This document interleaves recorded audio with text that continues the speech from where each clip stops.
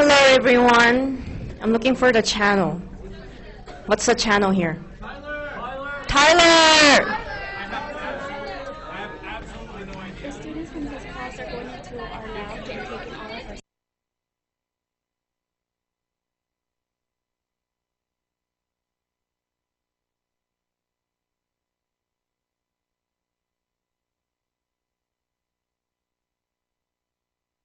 Alright, if there's anyone who took bag of chips from their lounge next door, can you bring it back? or just stop going. Or stop going because, you know, Private lounge. it's a private lounge. Bag of chips. I don't... Yeah, one of our educators just came to tell me. He Okay. saw them walk out of here and walk back in here. Yeah, but there was another seat.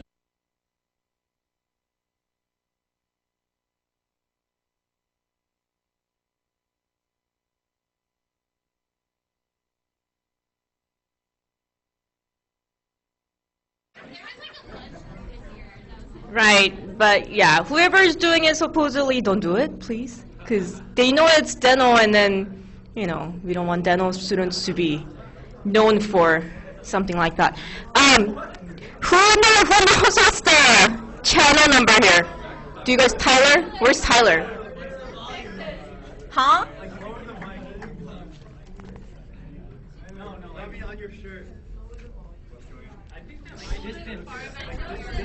This is how it works. Yes. Yes. All right, does that work? No. Who knows the channel? Do you guys know the So channel? the channel is 58. 58. But for this one, you just have to hold it further away. What's going on?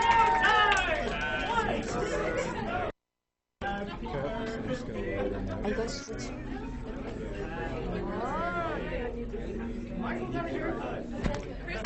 Channel 50. Yeah, you gotta hold it. Channel 58.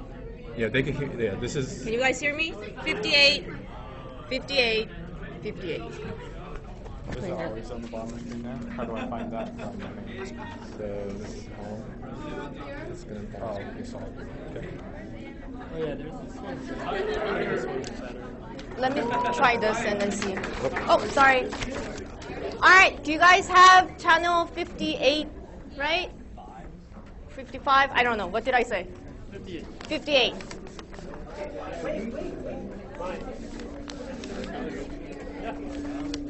Oh, okay. Yes. This is one of those, if you click no, you'll still get points. It doesn't say, it says that that channel's not within range. Those of you who, I think 55 or 58? Did you click the channel? 58. Did you guys click everything? Who did not click and it doesn't work? Who did, well, apparently 64 students responded, and 65. Maybe you did. 58. I'm getting 65. Wait, maybe yours worked. It works. Did everybody click? Is everybody sitting with their groups? If you're not, I'm gonna be asking questions as it's a group thing, so make sure you're sitting with your groups. 67, is that it? Anyone who is here but did not click, please click now, because I got an emergency call from Dr. Watanabe and he said, do attendance quick. I'm like, all right, well, so, I don't know. Well, you guys are here, so that's good.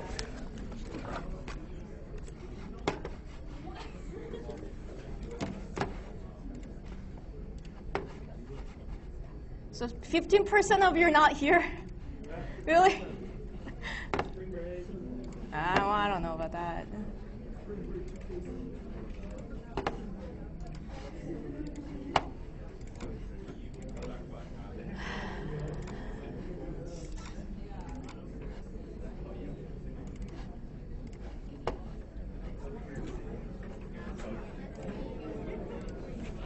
Alrighty. So you're sitting with your group. One of you with your laptops, please open the Armor Touch paper because we're going to use that. Can you guys hear me now? And if you could actually bring that paper with you on the 17th. Should I not be standing here? Maybe here. All right. Okay. Can you guys hear me? All right. Good. So, formulating periodontal diagnosis. We are pretty much right here. See how you're towards the end of pretty much all your lectures this semester, right? So next Monday, I know we have an hour session with Miss Franz and myself. We're going to go over some of the reviews. She wanted me to remind you there's going to be a quiz. So she's not going to review it and then take a quiz. It's going to be a quiz as soon as you come in. So please be on time.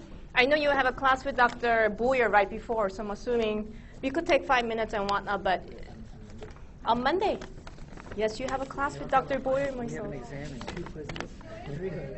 Oh, yay.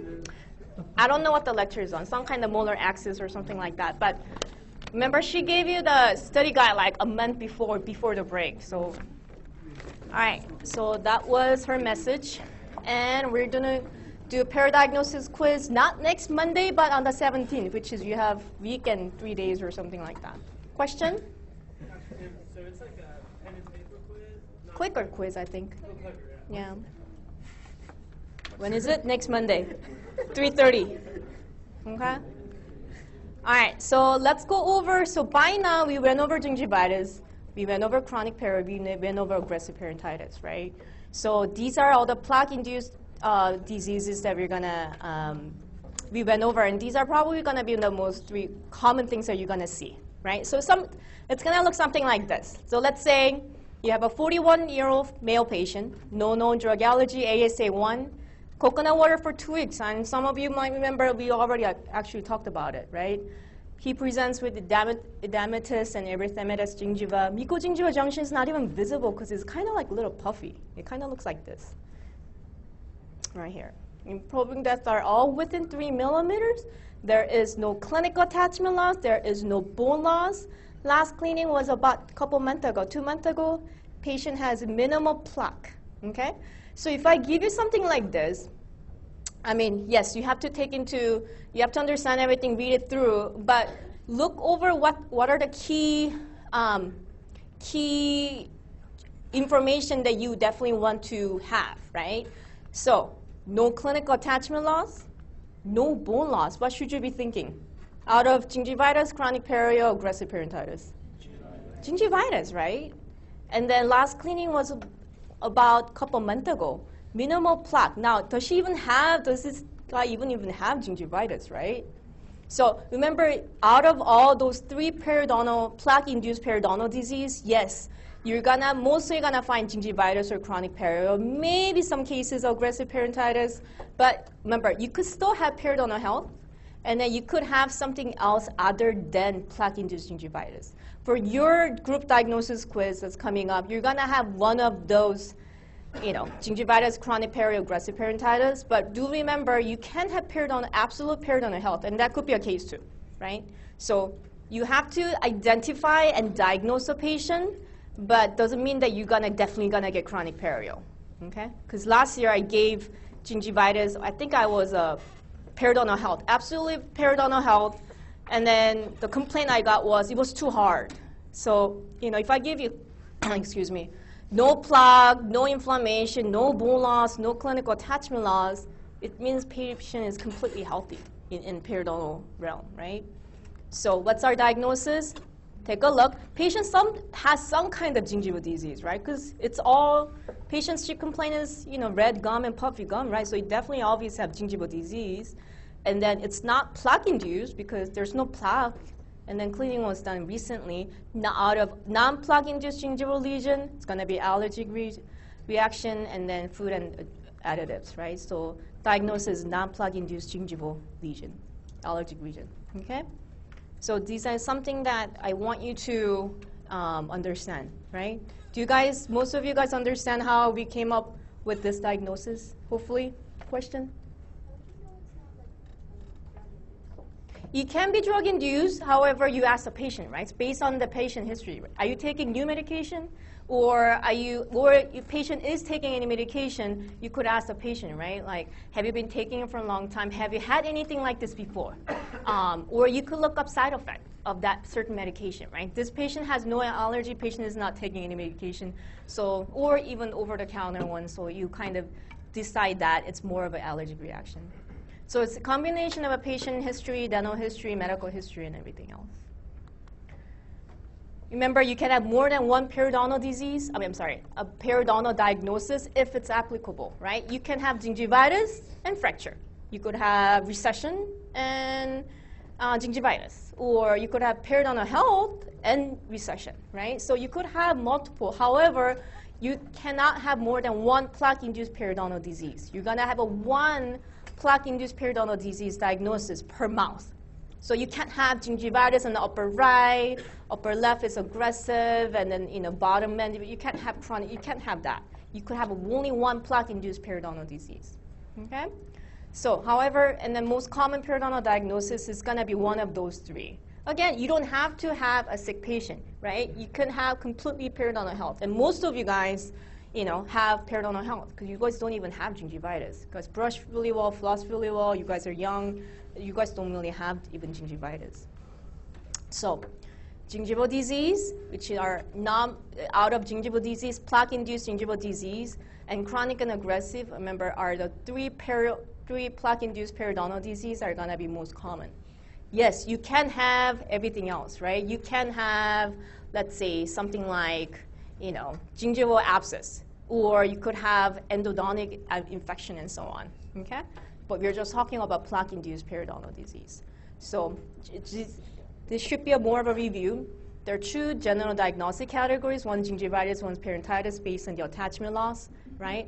So I know the definition says connective attachment loss, so this means clinical attachment loss, but remember, radiographically, you shouldn't really have any kind of bone loss on gingivitis either, okay? Periodontitis, you're gonna have some kind of attachment loss. And then how much attachment loss you have, you could find it out through clinically and through radiographically, right? So periodontitis, you have two different types, chronic and aggressive. Chronic, you're gonna have generalized and localized, and which is based on how many percent? What's generalized? 30%, right? Aggressive periodontitis, generalized and localized, is this based on 30% of total teeth? No, right? So you should know that, hopefully by now. Extent in terms of chronic, you have a localized, generalized, for aggressive, you have a localized, generalized, but for aggressive periodontitis, localized is first molars and incisors, and maybe 2 other permanent teeth. For generalized, it's first molars and incisors and 3 other permanent teeth, okay? So not really including the first molars. So these are definitions of localized and generalized. Severity, remember, it's based on the clinical attachment loss. It's not based on the bone loss or how much bone loss patient has. It's based on clinical attachment loss. Therefore, attachment loss and measuring clinical is going to be a little bit more important in terms of making diagnosis. Remember, mild, moderate, severe, right? 1 to 2 is mild, 3 to 4 is moderate, more than 5 is severe. Again, this should be a review. Do we have mild, moderate, severe, and aggressive periodontitis? Not necessarily. You could, if a 10-year-old patient comes in with severe bone loss everywhere, all the way to apex and every single tooth, yes, you could call it severe, but it's more of a description, more of a based on your personal experience and how much experience you have with those. But there's not really a designated mild, moderate, severe. So these are different combinations of what you can have. You could have localized, generalized, you could have mild, moderate, severe, back and forth, that kind of thing. Remember this flow chart, you need to memorize this in a way because it's going to help you make the diagnosis instead of kind of organize your thoughts. So first question should be, is there attachment loss with gingival inflammation? Yes and no. If it's no, you have gingivitis, you're done. Okay? And if there is attachment loss, it's going to be periodontitis. Out of those, you're going to have chronic and aggressive, and these are difference between chronic periodontitis and aggressive periodontitis, right? Rate of attachment loss is going to be rapid versus slow and moderate. Age, remember we talk about age, but it's more of an arbitrary number, right? So it's not the only factor you should take into account. What if patient is 29 and 11 months and 27 days old, right? Your birthday is in 3 days, right? So you can't really just go by 30 because it's very arbitrary. The reason it's 30 is because a lot of times if you do have aggressive periodontitis and if you do have a regular dental care, or if you notice something's going on, then you probably you should have saw this patient before in their 20s. So before they turn 30, most people, if they have that much of an aggressive periodontitis, they usually go seek dental care. And then that's why they kind of like, okay, 30 sounds pretty good. But it's not really a hard set number, okay? So it's how long they had those teeth for. It's 10 millimeter pocket on a severe bone loss on number 3 on a 7-year-old patient who probably had it for 6 months or a year maybe, versus a 97-year-old patient. You have to kind of think differently because it's just matter of wear and tear, right? So this is a panel on a 35-year-old female patient. I mean, she lost a lot of teeth already, but take a look at how much bone loss you have on number 30, right? Even on a panel, you could actually see radiographic furcation. I mean, how many teeth are missing? Look at the bone loss all the way. First molars are gone, and so on. I mean, is it something you expect from a 35-year-old patient? Hopefully not, right? So do think about the age, but it's not the only factor, and it's not, you still do have to consider it, though, okay? Pattern bone loss, we talked about how aggressive is very specific around first molars and incisors, and chronic is kind of like, yeah, posterior here and there, that kind of thing, right? This is something that we did discuss because it's going to be clinically, bless you, will give you an idea, right? Bless you again.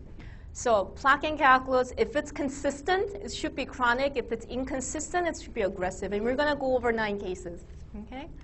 Microbial pattern, some will find AA and P. gingivalis variable and chronic.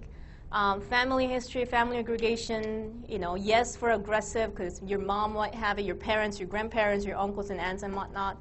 For chronic, it's not necessarily a familiar aggregation. Medical condition, chronic, right? It could be associated with diabetes, it could be associated with some kind of high blood pressure, smoking and so on. If aggressive, typically they're really healthy. Okay? Any questions on this table? I mean, it's a review, right?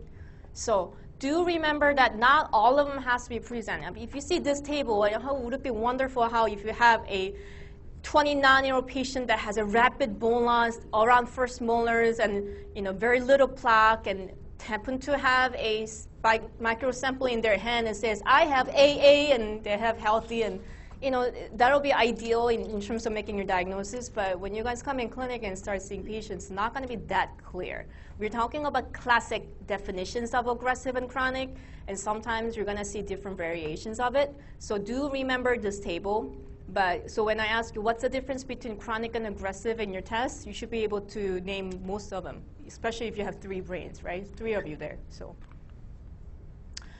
All right, so let's go over cases. And I'm going to try to call everyone in 23 groups. And just to let you know, the easy ones are in the front, the beginning. So if you volunteer, that'll be great, because it's going to get a little harder towards the end. So raise your hand if you want to answer case 1. Woo, I see your hand up here. All righty. Take a look, it's going to be, all right. You have it in front of you. No significant medical condition. This patient has no significant medical condition. No family history of early tooth loss, okay? Giving you all these hints and tips. Teeth are covered with plaque. Otherwise, good condition and normal position. There's no crowding, anything like that. No lesion except marginal gingival erythema. There's bleeding on probing. What is that sign of? Bleeding on probing, what is that sign of? Bacteria, therefore have, what is the gingival has? Bleeding on probing, inflammation. It's a sign of inflammation. Probing depths are all less than 5 millimeters. No clinical attachment loss. No radiographic bone loss. No gingival recession. Most likely diagnosis. Plaque-induced gingivitis. Does everybody get this? Yay! All right, see, so why did you guys think it was a gingivitis? Because, first of all, like, she has plaque, but there's no plaque. attachment loss. Inflammation. And then inflammation. Good, right? Does that make sense? So I could give you a whole big patient scenario. You have to pick up the little hints, right? No clinical attachment loss. There's erythema, so there's inflammation. Bleeding on probing, inflammation, right? No clinical attachment loss, no bone loss. Should be plaque-induced gingivitis. Does that make sense? You should be, this is pretty easy one. So hopefully everybody got this. And if you didn't, you have a week to study. Yes? I was going to raise my hand. Oh. Oh. Oh, okay. Oh, we did. Oh. All right. Alrighty. Do you remember your group number? I forget. Anyways. All right. He had his pen first. Even before I finished talking. All right. Patient's 57. No significant medical history. Smoking history. No family history of early tooth loss or genetic disease. Why would this be important? Maybe family aggregation, maybe possibility of aggressive, maybe not. Teeth covered with plaque and calculus. Oof, not good. Otherwise in good condition and normal position, but missing third molars.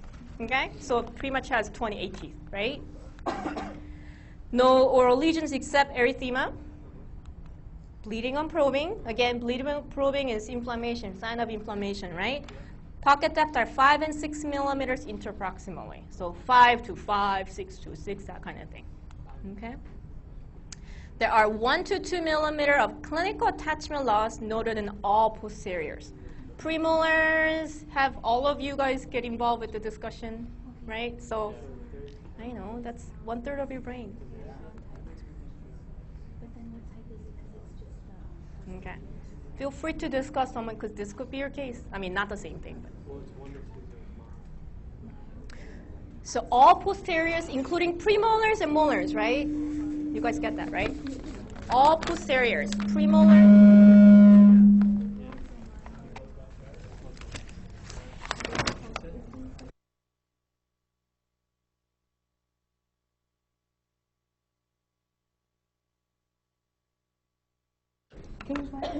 We're going to walk you through this. Okay. No gingival recession. So, Oh, there we go. there we go. First question, right? Is there attachment loss? Yes. Yes. Okay? So there are two types of periodontitis, right?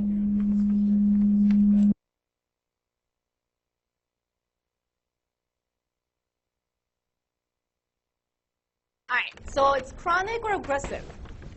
Which one do you think this is? Chronic. Why do you think it's a chronic? Because aggressive is just for kids and under 30, and he's 57.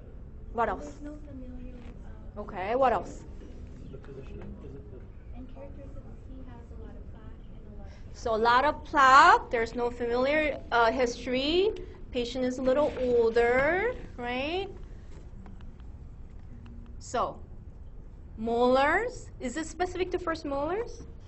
What doesn't say so, right? He doesn't even have it. There is inflammation, right? Erythema, right? Bleeding on probing and 5-6 millimeter interproximally, right? Age is 57. What else? Smoking, right? That's, remember, these are important factors that you need to take into account in terms of contributing factors. So no history of early tooth loss or genetic disease. Chronic periodontitis, good job, right? We're moving on to a different group. We're moving on to this group. I'm just gonna go around. All right, so you got, wait, 3 of you and 3 of you, right? Okay. All right, so how many teeth does this patient have? 28, yeah, 28 teeth total, right? So let's define extent first. How many teeth and above are going to be, generalized versus localized? Out of 28 teeth, what's considered generalized for this patient? You guys could bring out calculator. Oh my.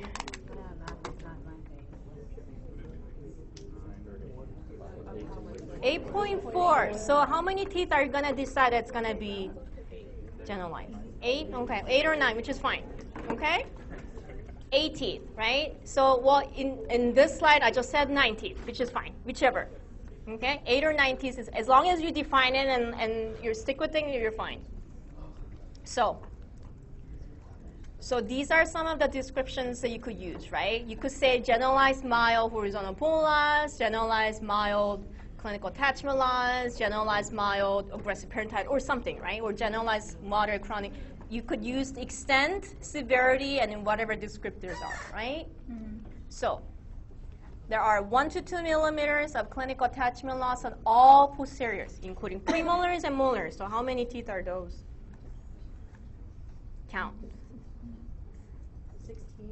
16 teeth are 16? 16 teeth are posteriors, right? Do you guys get that? I mean, again, these are simple math, right? Just counting, right?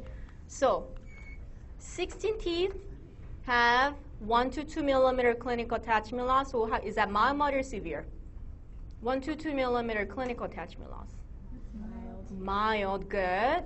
So you have generalized, because we decided that more than 8 is going to be generalized, right?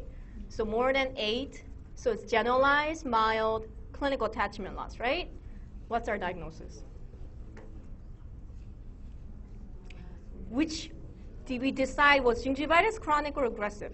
Remember the other group went over that already, right? Chronic. Okay, so what's your diagnosis then for this patient? Using the extent first, severity, and chronic periodontitis. You're already there.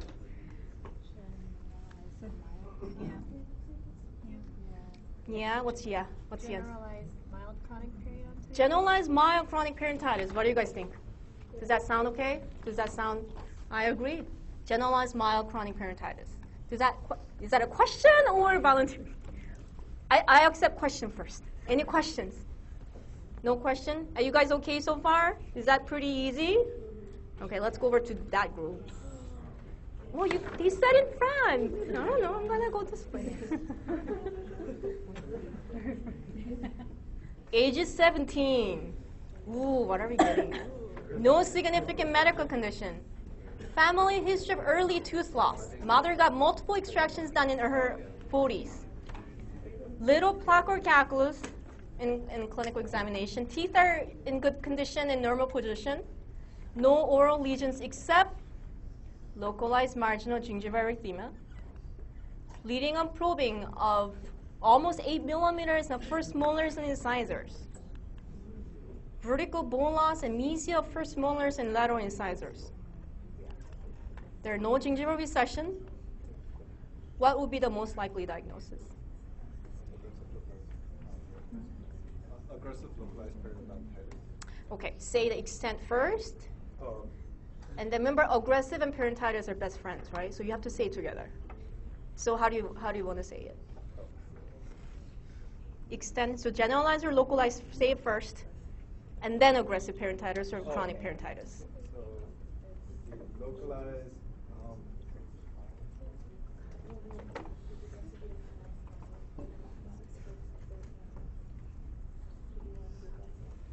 Generalized or localized. Localized, aggressive periodontitis. All right, say louder. Localized, aggressive periodontitis. Localized aggressive periodontitis. Do you guys agree? Yes. Okay.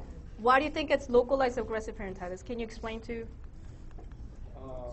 It's localized because the attachment loss or the bone loss is only at the first molars and incisors. Okay, so pattern of bone loss. Okay, good. What else? And it's aggressive perio because it is the patient is under the age of 30. Under age of 30, so young age, only 17, right? What else? There's little plaque or calculus. Little plaque or calculus, yet there's 8 millimeters pocket and vertical bone loss. What else? There's family history of it. There is a family history of it. No significant medical conditions, right? These are some of the things that we already went over, right? Does this make sense? So yes, I might throw out, teeth are in good condition and normal position, but obviously you have to take the little hints I'm giving you and then kind of collectively make a diagnosis, right? All right. Case 4. See, it's pretty easy, right? You guys know. All right. I'm skipping this row and I'll going over there. All right. How are you guys? It's 3, 3, and 3? Okay, so you guys. All right, so 51-year-old male patient has cholesterol. I'm going to move away. Former smoker, so patient used to smoke. Last dental visit was 3 years ago. This is going to be more than one group answering this. Last dental visit was 3 years ago. Heavy plaque and calculus buildup and severe inflammation. Okay? So what do you see there? Even on the panel. Okay, so that's something good to take note of, right? Can you describe radiographic findings for us, please? Periodontal, like not caries and cantilever and stuff like that, but periodontal. Do you see these are all 3 bite wings and 1 PA, right? Can you describe using the extent and severity, mild, moderate, severe, horizontal, vertical bone loss? Can you describe it? How would you describe this?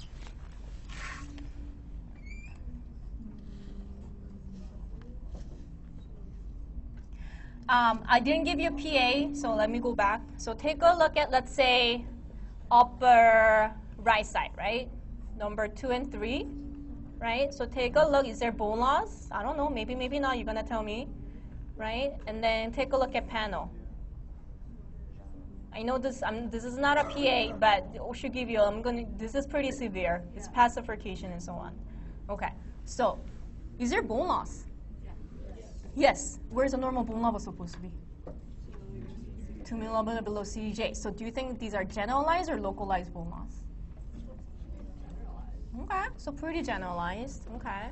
So you have generalized moderate. I'm just going to give you 2 because I didn't give you PA. Horizontal and vertical bone loss, right? So take a look at the PA on the right side right here, right? So the bone loss is a mild, moderate, severe bone loss on number 18 and I guess number 19 mostly. So you guys see that PA right here, the only PA that I provided. So take a look at that. So is that mild, moderate, and severe? Would it be moderate because it's not below the furcation? Is the bone level based on furcation? No. It's based on what? Thirds of what? The tooth, including crown, or where to where? You could discuss among. I mean, come on. You could talk about it. Based on what? Based on the whole tooth from crown cusp tip to the apex, or just the crown? Crest? I'm sorry. What to what? What is the bone level based on? Other groups wants to answer? Do you guys remember? Good. CJ to the apex. What is that called? Margot. Root length. Root length. So when you remember, these are anatomical terms that you have to understand because you can't be like, that from that point to the other one, that doesn't really fly. Okay, so you need to know 1/3, 2/3, or last 1/3 of the root length, right? So is that mild, moderate, severe?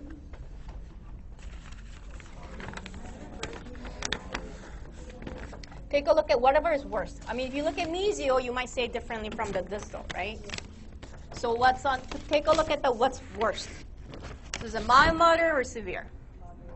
Moderate. This is a mild, moderate, severe, right? So I know I didn't give you a P of the anteriors, but it's localized severe horizontal bone loss on the mandibular anteriors and also generalized moderate horizontal and vertical bone loss. Now, let's say you want to call me later on, 5 years later, you have a case, you want to explain to me what you see on the radiograph, you have to say something like this. You can't be like, Dr. Kim, there's a bone loss. I'm like, where? It's like, number 2, 3, 4, 5, 7. I mean, what is, tell me, describe to me, and then you have to say those. There are generalized and moderate horizontal and vertical bone loss, and also there's localized severe horizontal bone loss on mandibular anteriors. That will tell me a lot of stuff, information, instead of, there's some bone loss, that doesn't really fly, okay? All right, so bone loss is not really diagnosis, right? So take a look at this pair chart. I don't know, do you guys have this on your, okay. So take a look at it. This is a clinical attachment loss. I'm literally giving it to you. Come on. This is what it's going to be like, right?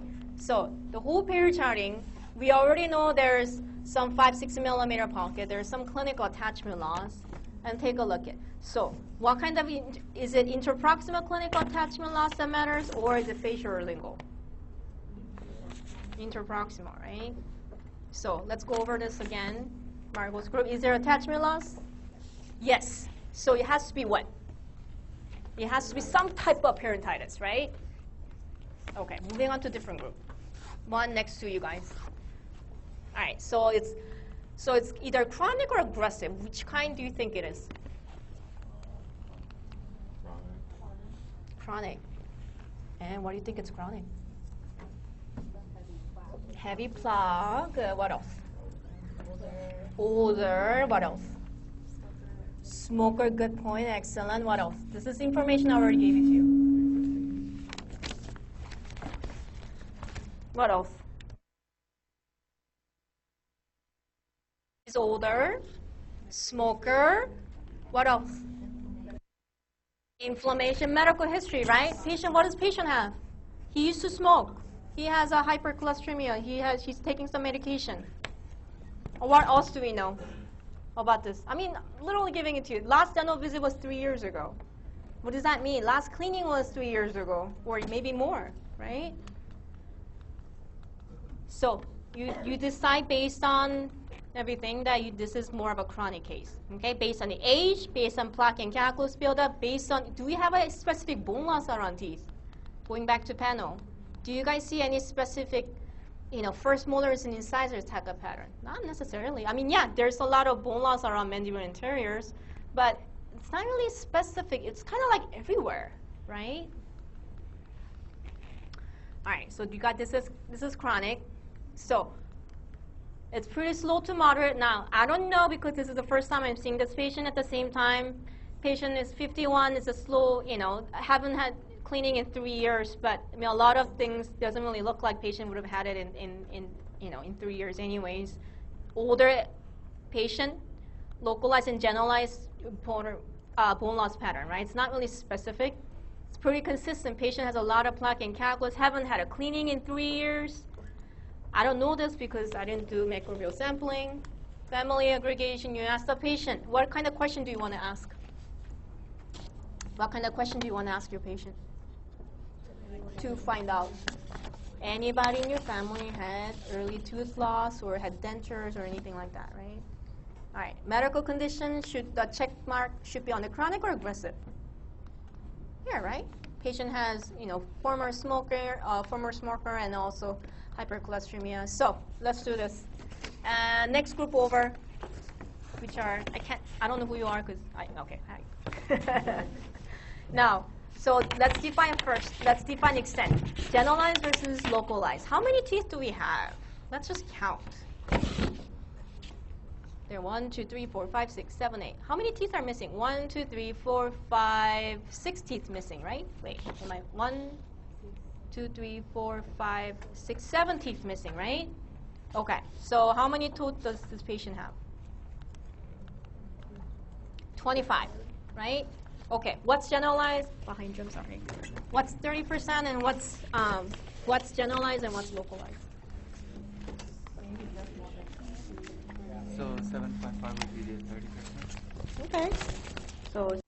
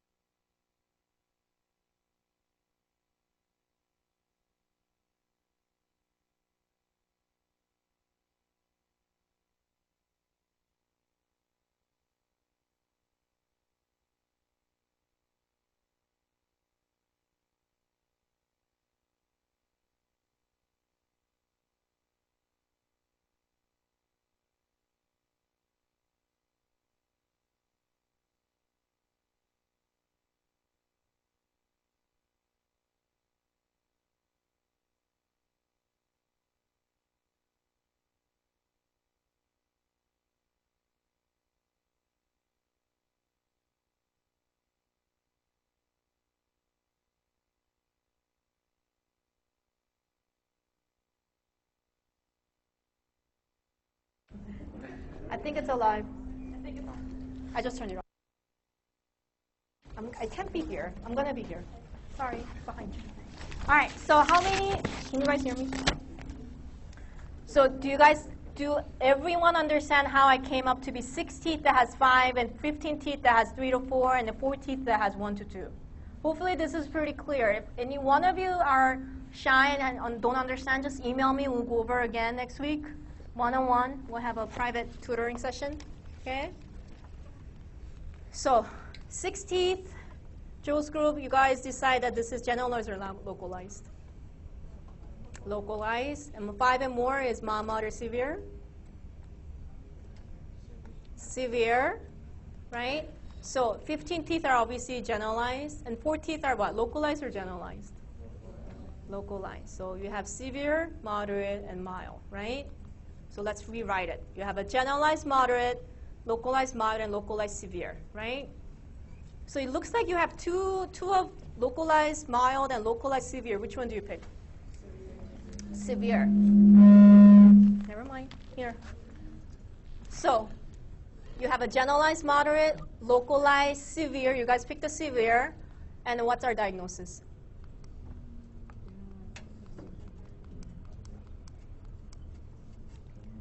Literally giving you the answer. Generalized moderate, localized severe clinical attachment loss is what you end up, right?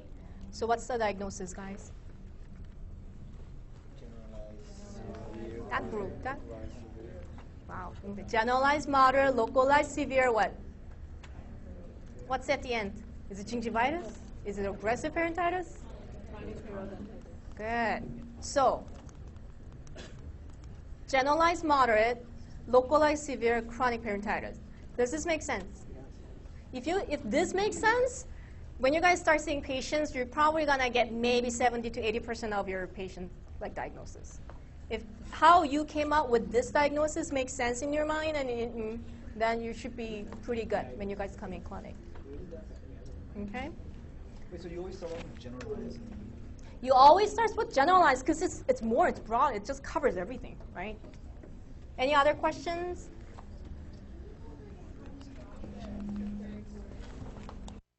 Sorry, yeah? Earlier you asked us to decide between moderate, mild.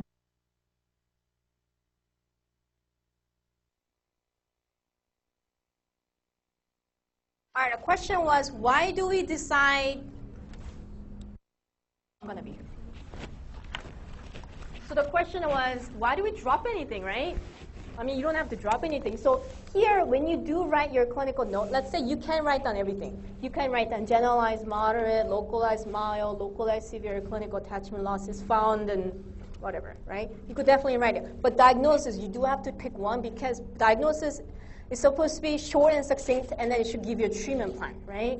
So you can't be just writing, patient has a mobility class 2 and furcation 3 and blah, blah, blah, blah, blah, blah, blah, blah, blah for hours and hours. So you have to pick something that's going to be really help you to make your treatment plan. So if you have, let's say a patient has 10 teeth, and then you have like 8 teeth are really, really moderate, let's say, and then there's 1 tooth that's severe and 1 tooth that's mild. Remember, the treatment is dictated by your diagnosis. So if you say the most, if you do say generalized moderate, localized mild, localized severe chronic periodontitis, end up saying the whole thing, I mean, that's what it is, but treatment's not going to be different. Versus if you pick the what's less severe, which you don't do, but if you do pick the less severe one, then your treatment might not cover what's actually severe. That one last tooth that you might have that's not going to be covered, whatever the diagnosis. So you have to pick one. Any other questions?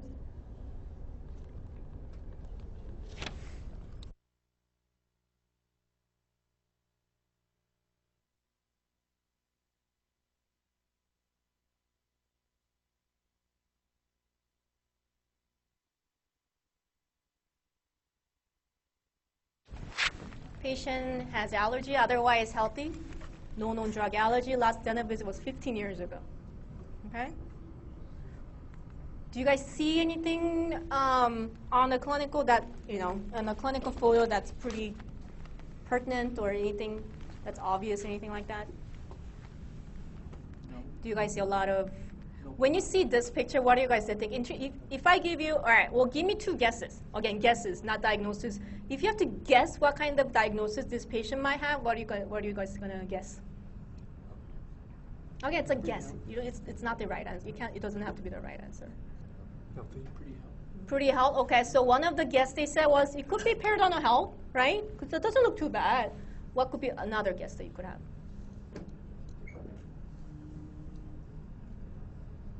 Mike, what you guys have? Something? So Give me another guess. gingivitis, It could be gingivitis, okay? So patient, this group said it could be periodontal health or gingivitis, okay? This is a panel. What do you guys notice? You guys don't have this. I didn't share all the FMX and panel and so on because I'm reusing these cases and these are real patient cases. So I want you to actually pay attention to what you see in front of you, not your laptop. Because this is what you saw, and then this is what you see on a panel. What do you guys notice? What strikes out? Like what's anything significant? Bone loss. Bone loss where? Which tooth? 30? Number 30. They noticed around number 30 and also 31, right? What else? Where else do you see bone loss? 2 and 3. Number 3. Okay, what else? This kind of seems like it kind of goes slowly upward. Slowly upward? I mean, like, goes Like this? more mesially. Okay. Bone loss. Okay, what? From 30 and kind of up to 30, okay. So you're seeing a little Yeah, bit of a that radius, shadow. okay. What else? What about the left side? What do you notice on a panel on the left side? Is there any bone loss? yeah. I see 19. Do you guys see that? Do rest of you got, if this works? On 19 mesial, do you guys see bone loss? Where else? What about upper? Do you guys see any bone loss around upper? Mesial distal, what? Which tooth? 15 maybe, and what about 14? All right. What's going on with 15 though? 15 looks a little bit different from other teeth. What's going on with 15? Super eruption. What else? What's so obvious on the panel? What's going on with 15? Other than perio. I mean, it could be chip or it could be huge caries, right? So let's take a look at FMX a little closely, right? Yes. What's the really white stuff? Like filling, you mean, on number 19? The crown? Enamel? Impacted tooth. Under the jaw. Distal 31.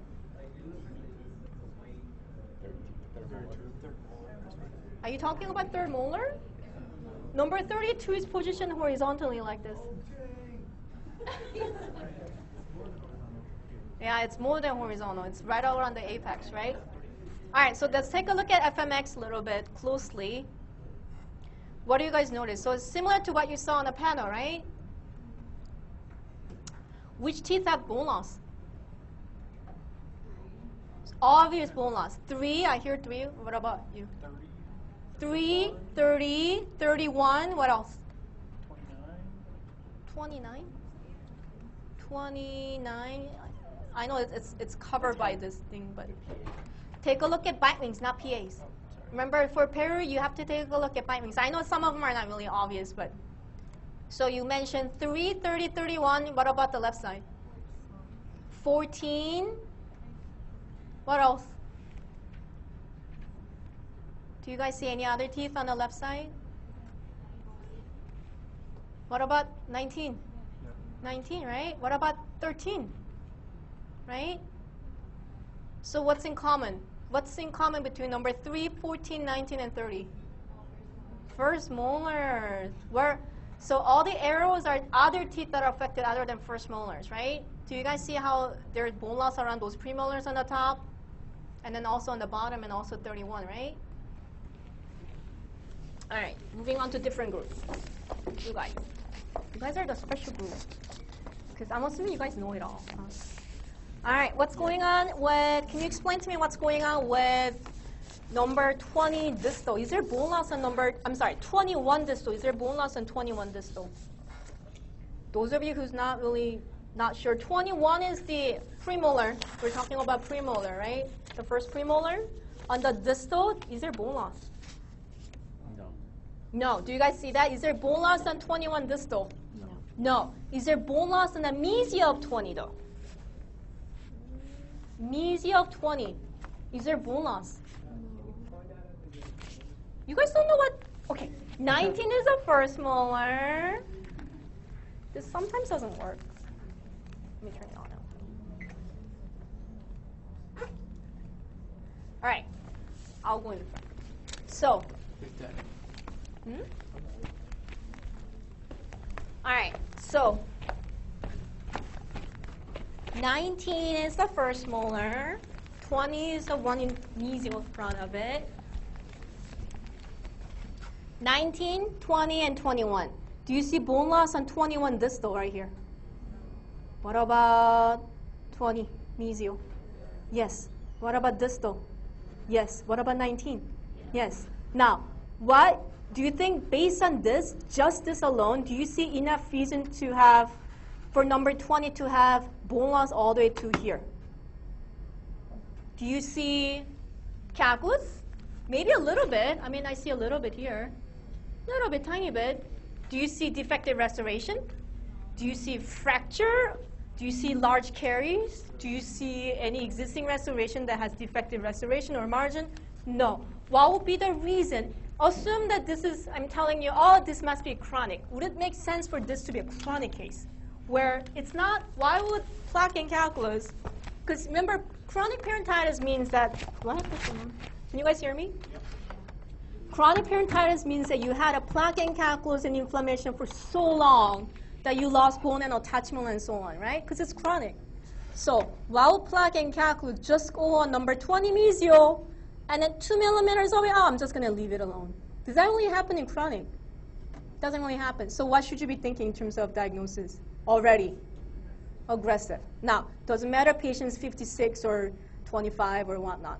If you see something like this, you should be thinking aggressive, okay? This is I'm just lining CEJ, CEJ, CEJ, right? The bone level should be somewhere here. There is no bone loss here, yet there's bone loss there. Between 20 and 21, I know this is a large picture, but we're talking about a couple millimeters, okay? So when we talk about severe, aggressive, severe bone loss and so on, we're talking about something like this. We're not talking about barely 1 millimeter, maybe 2 millimeter of attachment. We're not talking about it. We're talking about something like this. So, you went over it. You guys, Andrea. Just two of you? Yes. All right, let me see. All right, so we're thinking this is aggressive periodontitis. Do you see any kind of attachment loss on the interiors? Based on the period charting. It's right here. No, there's no attachment loss, right? So we decided this is aggressive periodontitis, right? So rate of attachment loss and bone loss, do you think it's gonna, which one is it gonna go, left or right? Under chronic or aggressive? This is the first time you're seeing this patient, so you can't really for sure decide, but you're thinking aggressive. But patient hasn't been to dentist in 15 years, right? So you're likely to say aggressive because we already discussed what the diagnosis is, but do remember, you have to kind of think about it a little bit, right? So age, obviously chronic patient is like 54. I forget how old this patient was, but pattern bone loss is very specific. What about microbial deposits? Very inconsistent, right? We don't know this, right?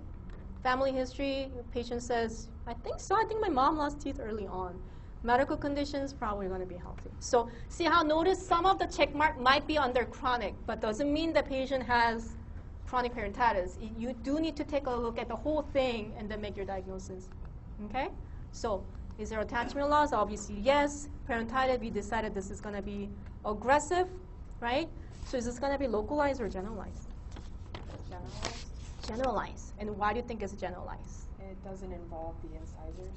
It doesn't It involves 3 or more teeth outside of those, right? Yeah. So remember, first molar involvement is important. You have to have a first molar involvement, but you don't have to have an incisor involvement. And then counting 2 teeth, 3 teeth in terms of making your diagnosis, you don't have to, incisors are not part of that 2+ teeth or 3+ teeth and that kind of thing, okay? So for this patient, take a look. You have first molars, 3, 14, 19, and 30 are involved. You have maxillary premolars, 4, 5, 12, and 13. That's already 4 other teeth, right? And then premolars and second molars is going to be generalized aggressive periodontitis. Is this clear? Does this make sense? Hopefully. 3 more cases and you're done. Let's do you guys. Case 6, 41. No significant medical condition, no known drug allergy. I need a checkup. It's a chief complaint. This is the bite wings and PAs. Do you see any obvious bone loss?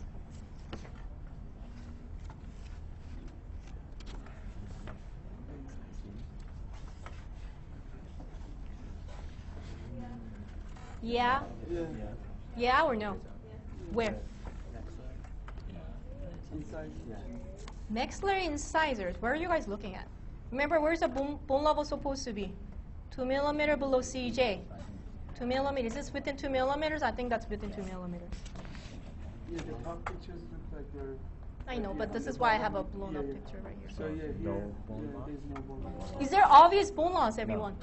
No. No. Okay. So now, if patient does not have bone loss, do you expect this patient to have moderate or severe clinical attachment loss, you know, that kind of thing? How are you going to have severe clinical attachment loss when you have no bone loss, right? So this is the clinical photo, okay? So, and then this is the pericharting. Notice on the clinical attachment loss, 0, 0, 0, 0, 0, 0, 0, 0, 0, 0, 0. However, what does that say here? There's 1 on number 15, right? So let's take a look. Is there attachment loss?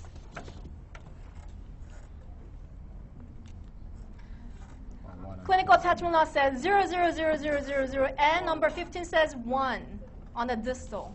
And also take a look at number 18. Remember to look at the full pericharting, right?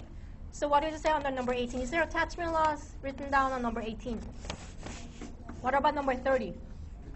Okay. So is there attachment loss? Yes, thank you. Okay, so it has to be what? Some type of periodontitis, right? You have, oh, I forget number 2. Number 2 seems like there is attachment loss. Number 15 has attachment loss. Number 18 and number 30, right? All right, what do you think this is? Is this chronic or aggressive? You okay? Yeah. What do you think this is, chronic or aggressive? Chronic. Why? Because Because there is. go talk to your. Yeah, group mates, please. Anytime now. So why do you think it's chronic? You said chronic.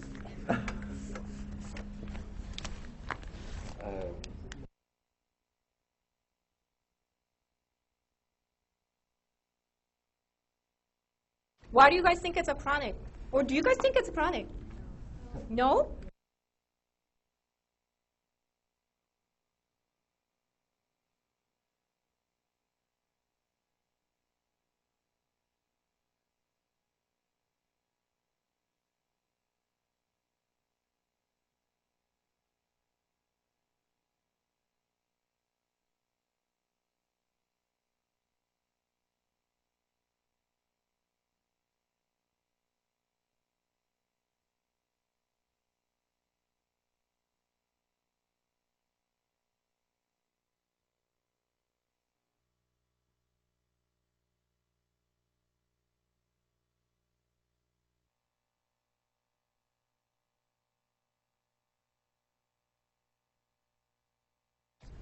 We just went over aggressive periodontitis just before, right? Did it look similar to what we have right now? Patient is 41? Did I say 41? Patient is 41, has a 1 millimeter of clinical attachment loss on 4 teeth. Is that aggressive or chronic? I want you to think about it. Just because you have a clinical attachment loss on 4 teeth doesn't mean it's aggressive periodontitis. It's really easy to think that way because what just we went over. But this is what patient looks like. You could see, obvious no plaque and calculus. But remember, it has to be consistent to be chronic, and it has to be inconsistent to be aggressive, right? You barely have a millimeter of attachment loss on 4 teeth, right? You have a 1 millimeter. And sometimes if you have inflammation, remember your probe can get past the junction epithelium and could give you millimeter, half a millimeter of attachment loss, right? So this is not a aggressive periodontitis. This is more of a chronic periodontitis. Does that make sense? You guessed it and you got it right. How lucky are you? Yes? So if you had more bone loss If you had severe bone loss, localized to first molars and incisors, yes. If you had a If you had the same teeth affected. If you had a same teeth affected, I'll probably say maybe, maybe not, because these are not first molars and incisors, right? These are second molars and one first molar, right? So for aggressive, you want to see at least. I don't want to say a number, but it has to be obvious, just like the one before. Remember, there was absolutely no bone loss on number 21 distal. However, on the mesial of number 20, there was a drastic bone loss, right? You have to have that. So you wouldn't have only one molar, let's say, one first molar. You can have a one first molar, yes. Only one first molar? You need to have a one first molar, at least one first molar involved to be aggressive periodontitis. So you call it aggressively, just with one? If you had a 10 millimeter on number 30, and then you have a severe bone loss on mesial of number 30, patient, regardless is 41 or 37 or 21, I would have called it aggressive. But do you see that?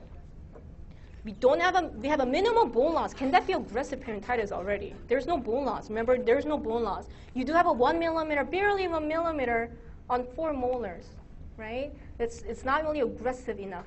It's not aggressive, it's a chronic.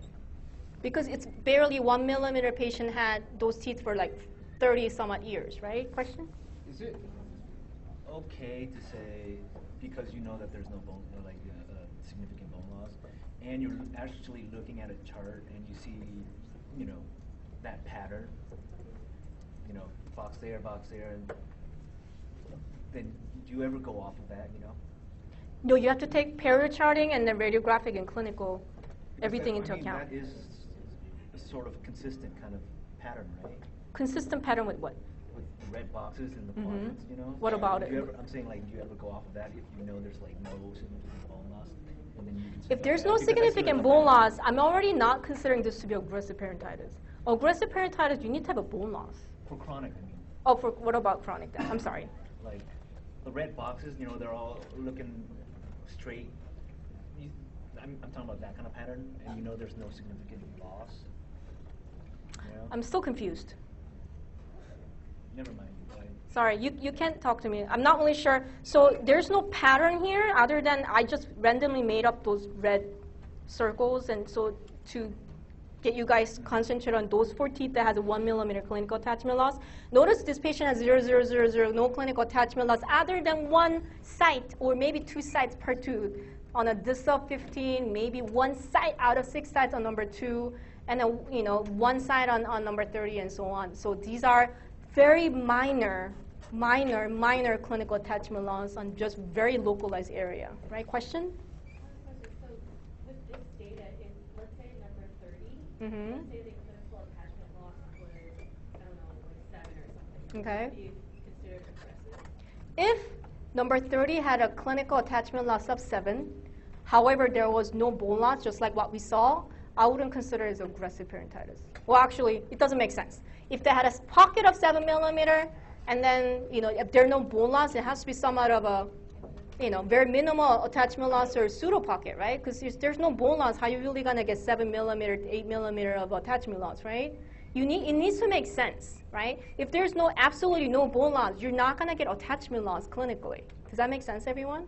Because how are you going to find CEJ and go down from CEJ downward if there's no bone loss? You need to have a probe go through the tooth, along the tooth root, right? So if there was severe bone loss localized to mesial of number 30, and then there's a 7 millimeter clinical attachment loss on a young patient that has no plaque, just like what we just went over, no plaque and just on number 30 and so on, yes, I would have thought it may be aggressive. But if there were another reasons to explain that the consistent amount of plaque and calculus or local factors, I would have thought that this is chronic. You said you can't have deep pockets if you don't have bone loss? You can have deep pockets if you don't have bone loss, but you cannot have deep or severe clinical attachment loss if there's no bone loss, right? If there's a bone grabbing onto the CEJ, you can't really get to it, right? All right, so this is a periodontitis. Rate of attachment loss, we're talking about 41-year-old patient that has 1 millimeter on 4 teeth. Is that slow or moderate? I'm thinking this is slow because it's not really rapid. I mean, she's 41. Patient had those teeth for a long time. Is older patient, has a generalized, like it's just it's not really specific to first molars and incisors. I think it's pretty consistent. I don't know microbial pattern. Family aggregation, you ask the patient said, I don't really know of. And the patient's really healthy. Again, even if the check mark is on the healthy category, you're not really seeing aggressive. Again, aggressive has to be very rapid, very aggressive, very severe. It has to be obvious. Okay?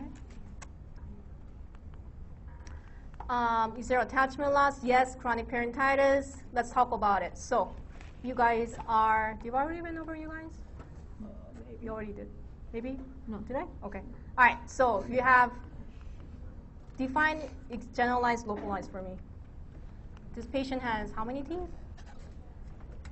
1, 2, 3, 4, 5, 6 teeth are missing, right? 1, 2, 3, 4, 5, 6 teeth are missing. Patient has 26 teeth, right? So what's generalized? 26 and 3, 7.2, so 7 teeth. Around 7 teeth or 8, I don't know, it doesn't matter. You have 4 teeth that are effective. Is that generalized or localized? Localized.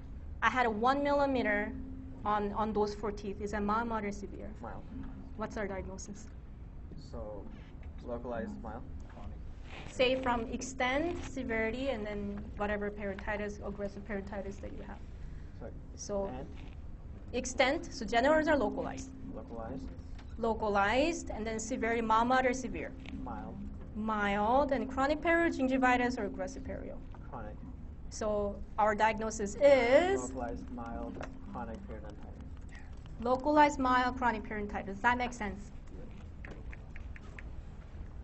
Does this make sense? Hopefully I'm not losing you. Okay, 7, 8, 9, and you guys are done, so hopefully. Hopefully. All right, so this is a 24-year-old male patient. Medical history includes cerebral palsy and seizure. Okay, it's pretty frequent, maybe once every week. The extraction was number 9 due to trauma. Somebody pushed him. And then had an FPD done 7, 8, 9 is missing. Okay, so it's a 4-unit bridge. Okay? This is a bite wing. I know it might not be that obvious, but do you see obvious bone loss? Take a look at the bite wings and maybe anterior PAs. Don't look at posterior PAs because it's not going to really help you. Look at the bite wings on the posterior bite wings and anterior PAs. This is what, 20? Did I say 24? 24. Do you guys see obvious bone loss? Do you guys see obvious bone loss? Sorry. Do you guys see obvious bone loss? Oh, do you see obvious bone loss? No. It's like mild. Like, I'm trying to look for the video. Where do you guys see a little bit? The bottom. Just the middle and the bottom? Middle of the bottom. Like which middle of the row? PA or bite wing? The PA, anterior PA. Okay. Oh, anterior PA. PA of the bottom. I don't really see. Like, between those two, it's really dark, huh? Are you talking about like number 21, 22, 22 area? Are you looking at anterior PAs or posterior PAs? Which teeth are you looking about? Say the teeth number. When you guys talk, say teeth number. We're trying to think which teeth number. Because we're far away something. 20. Are you looking at anterior PA or posterior PA? Anterior PA. Are you looking at anterior PA too? Okay. Talk about which teeth you're looking at so that you guys are on the same page. You're talking about the bottom row in the middle, right? Okay, first of all, when you're looking at periodontal bone loss, which kind of radical should you be looking at first? Bite wing or PA? Bite wing. Take a look at posterior bite wing first. Do you see bone loss on the posterior bite wing? Obvious bone loss. Obvious bone loss. No. Okay, what about interiors? PAs of interiors. Do you see obvious bone loss? You're looking at obvious bone loss. There could be a rotated tooth in here and there, but it could be also the angulation and rotated. All right, so minimal bone loss in posteriors at least, right? Does that everybody agree? This is what you see. Yes, there's a rotated tooth. What else do you notice? What else is notice? Recession, right? Is that a diagnosis or a clinical finding? Clinical finding and diagnosis. If you look at the Armitage paper, under mucogingival defect, there's a gingival recession. Okay? So obviously, I mean, I know we're talking about plaque-induced gingivitis or plaque-induced periodontal disease and so on, but what's another diagnosis for this patient? It's pretty obvious when you're looking at this clinical photo. Recession, right? Remember, you could have multiple periodontal diagnoses. You could just have only one plaque-induced periodontal diagnosis, but you could have multiple of them. You could have fracture, you could have recession, you could have gingivitis. Does that make sense, everyone? All right, so what happened with this patient was he's in a care home, and then what happens when you have a patient that has a cerebral palsy that can't brush by themselves? You have a caretaker, right? Guess what caretaker did? They took the brush, and of course, if you have a patient or if you know anyone that has a cerebral palsy, these patients sometimes are not cooperative. It depends on how severe your cerebral palsy is based on the stages, but some of them are really not cooperative. So what you have to really just have them open up and then brush. They brush like this, right? Imagine you're brushing your dog's teeth. I mean, they're obviously not cooperative, so you just have to kind of brush. You don't do circular motion, modified Stillman technique. You don't have time for it, right? So this is what happened. You have a caretaker for many, many, many years, 10 plus years, been brushing very aggressively on the facial. He does not have any recession in the lingual at all. This is what happens. So sometimes, I know you guys go to your, rotation and so on, but you do have to remind your caretakers or parents or whoever is going to take care of those oral hygiene for certain patients. You have to remind them you can't brush like that. If you brush like that, patient had to go through a lot of sedation and multiple recession and multiple graft. This is, it's really sad, right? So the reason I included this is because other class, I know we went over this multiple times, but is there attachment loss on this patient? Yes. Is it yes or no? Is there attachment loss? Attachment loss. Is there attachment loss? The answer is yes, there is attachment loss, right? Because look at facial. You could actually see apex, almost apex of those molars. You could see the root. I mean, is there bone there on the facial of those molars? There isn't, right? The facial bone's gone. However, there is attachment loss, but you do have to think about this too. See how notice clinical attachment loss? I wrote down 5 on the straight facial of number 2, and then along with a lot of recessions that you could see, right? I know it says AGR, but that's really recession. So there's 0, 5, 0, 0, 10, 0, 0, 5, 0, 0, 5, 0. Is there interproximal clinical attachment loss in this patient? No. However, there is a facial clinical attachment loss, right? So periodontitis, remember, is by definition is inflammatory gingival disease or conditions that result in and lead to connective tissue attachment loss and alveolar bone loss, right? Periodontitis, we do care about clinical attachment loss because it shows that by chronic, a lot of times, inflammatory reaction causing bone loss and attachment loss.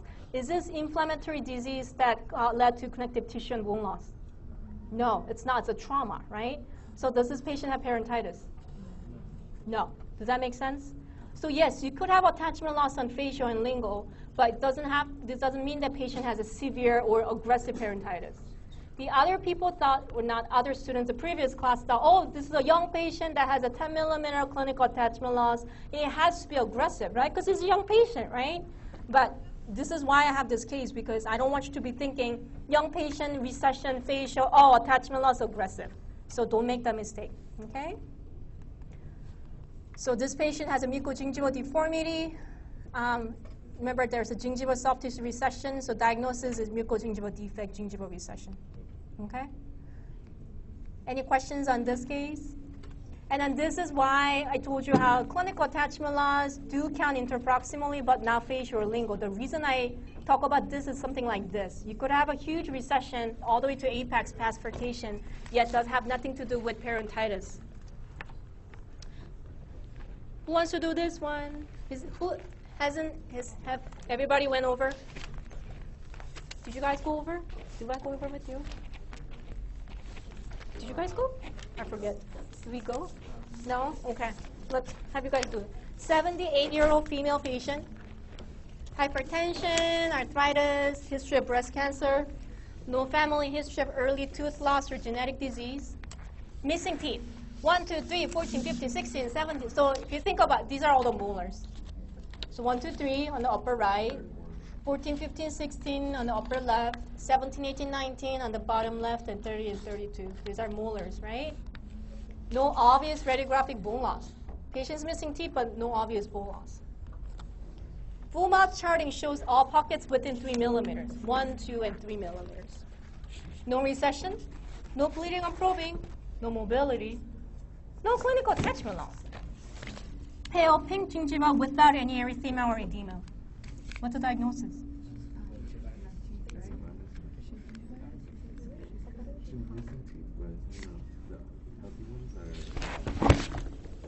What's the diagnosis?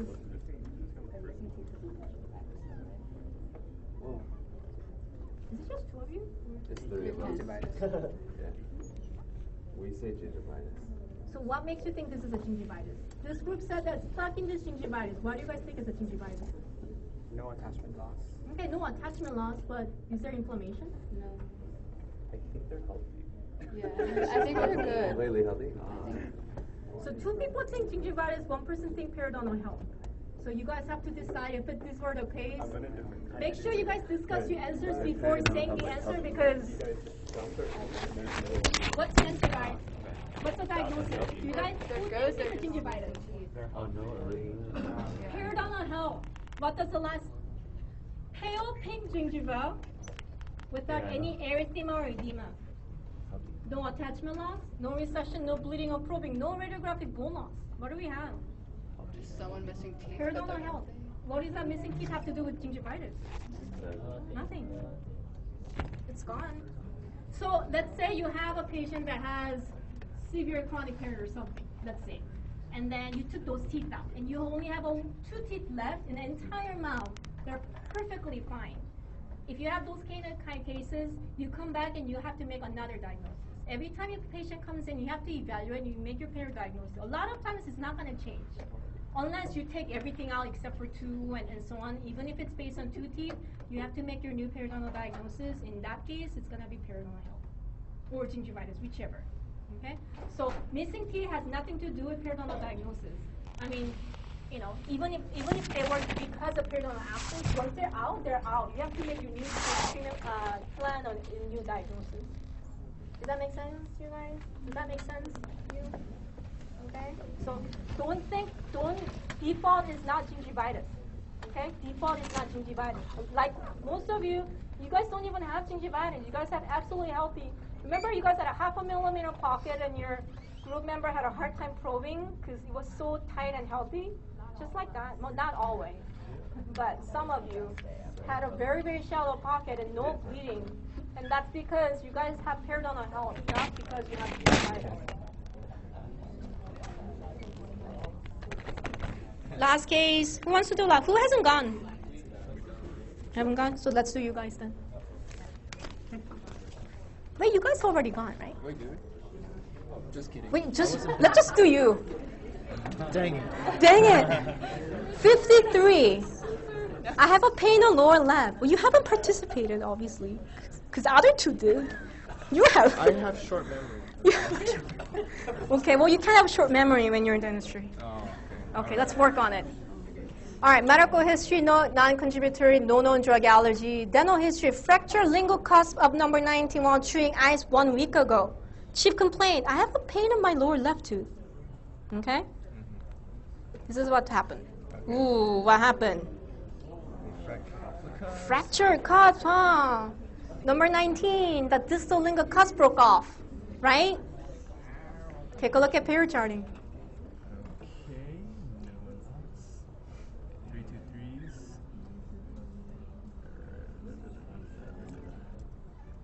No attachment loss, and 3 2 3s for pocket depth. Take a look at number 19, because that's a chief complaint, right? Okay. Can everybody look at number 19? What does number 19 say on the pocket depth? Super huge. 10 millimeter pocket, and you have a 9 millimeter clinical attachment loss. Okay. Okay? And then I try to make this easy, but I could have said 9 millimeter on the distal lingual clinical attachment loss too. It doesn't really make that much of a difference in this case. No. Do you see clinical attachment loss? Yes. Right? Which tooth? 19. Which area? Which surface? On the straight lingual, right? So, extent and severity. However, remember the flow chart, right? Oh, yeah. So this is a bite wing. Do you see any bone loss? Or is there bone loss? Why would you not see bone loss when you take an x-ray like this? You could only see interproximal bone level, plus it happened 1 week ago, right? So a lot of times if it happened like yesterday or, sometimes yes, you could see it, but if it's something like mesiolingual cusp broke off, you're not going to see it on the PA or bite wing, right? So no clinical attachment loss other than number 19. Inflammation noted on generalized bleeding or probing when plaque accumulation and no interproximal bone loss. So there is inflammation, there is plaque, there is bleeding and probing, but no interproximal bone loss. What will be the diagnosis for this patient? I'm looking for the trauma. You're looking for the Armitage, yeah. The one with trauma in it somewhere. The one with the trauma in it. Traumatic lesions. Yeah. A lot of times the traumatic lesions are really, we're talking about like a soft tissue lesion when you cut yourself with the toothpick or, and so on. So what actually happened to the tooth? What happened to the tooth? There's a fracture. Fracture. Okay. Fracture is a diagnosis, everyone. Okay. However, if there's no interproximal bone loss with inflammation and no clinical attachment loss, what is that also in terms of plaque-induced periodontal disease diagnosis? No bone loss, no clinical attachment loss, but inflammation and plaque. So just gingivitis. Gingivitis. So what's our diagnosis? You have two diagnoses, right? First, you have gingivitis, and secondly, you have a tooth fracture. So if you take a look at the Armitage paper, I think you could find it on their root fracture right here, right? Developmental acquired deformity, it's class 8 or group 8. Number 3, A3 is a root fracture. Does that make sense? So one, don't think gingivitis is a default. A lot of patients will have it, but doesn't mean that everybody has it. So you can have a case where they're periodontally healthy. They don't have to have anything disease, right?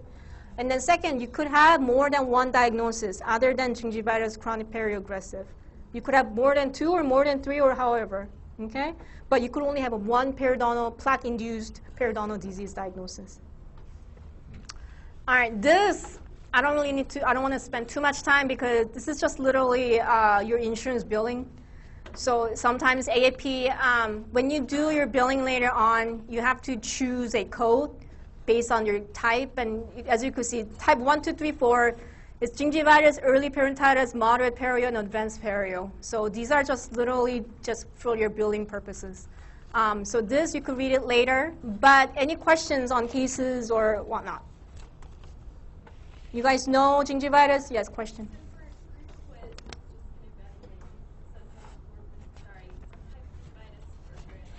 Not always. It can be periodontal health. It can be fracture.